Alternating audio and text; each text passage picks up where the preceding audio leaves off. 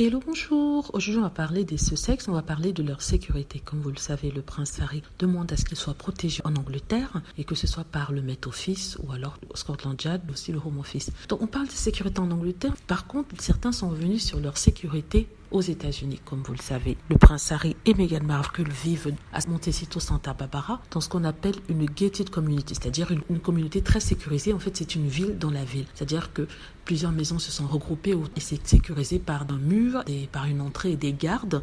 Et c'est à peu près une mini-ville, on va dire, en tout cas où le prince Harry et Meghan Markle vivent, parce que dedans il y a un petit supermarché, il y a des cafés. C'est pas n'importe qui peut rentrer dans cette gated community, dans cette enclave.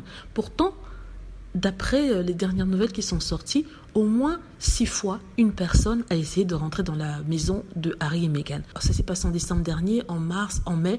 Donc, comment on le sait? Parce qu'en fait, l'alarme des Sussex s'est déclenchée et la police est arrivée et ils ont classé cette intrusion comme une intrusion classique, comme quelque chose de criminel qui a été intenté. On voit ici que même aux États-Unis, à cause de ces idiots de journalistes, des médias et des haters, ils ne sont pas totalement en sécurité. Mais les journaux essaient de nous prouver une chose en disant que, voilà, Harry, tu as dit que tu ne te sentais pas en sécurité en Angleterre, mais à Los Angeles, apparemment non plus, puisque 6 fois, des personnes qui ont essayé de rentrer.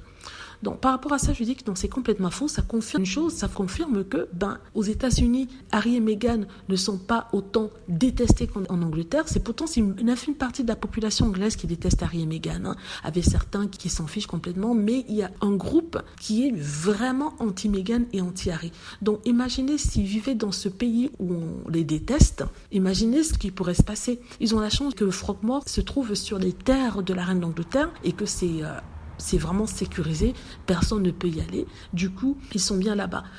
Imaginez s'ils quittaient Frogmore et qu'ils prenaient une résidence ailleurs. Imaginez ce qui pourrait être avec tous ces gens qui les détestent. Donc, oui, on a essayé d'entrer dans leur maison.